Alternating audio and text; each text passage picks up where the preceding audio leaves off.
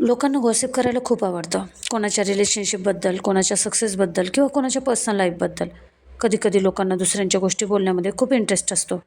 पण प्रश्न असा आहे, की लोकं गॉसिप नक्की करतातच का? याच्या पाठीमागं पण काही इंटरेस्टिंग कारणं असतात हां. एक म्हणजे कनेक्शन. जेव्हा लोक एकत्र बसून एखादा तिसऱ्या व्यक्तीबद्दल बोलतात, तेव्हा त्यांना एक ग्रुप फिलिंग मिळते. म्हणजे गॉसिप कधी-कधी लोकांना एकमेकांशी कनेक्ट होण्याचा मार्ग वाटतो. माणसाला नॅचरली आहे ना, दुसऱ्याच्या लाईफबद्दल क्युरिओसिटी असते.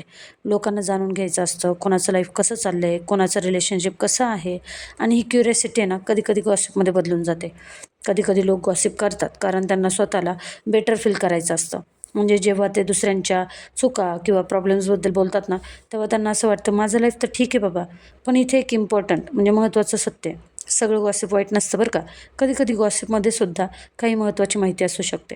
पण जेव्हा गॉसिप, रूमर्स म्हणजे अफवा, निगेटिव्हिटी, नकारात्मक आणि जजमेंटमध्ये बदलतं, तेव्हा ते रिलेशनशिप्स आणि ट्रस्टमध्ये दोन्ही नुकसान करू शकतं.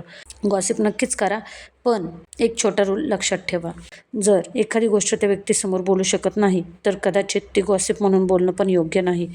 कारण शेवटी आपले शब्द आपली पर्सनॅलिटीज दाखवतात. अशाच पद्धतीच्या सायकोलॉजिकल कंटेंटसाठी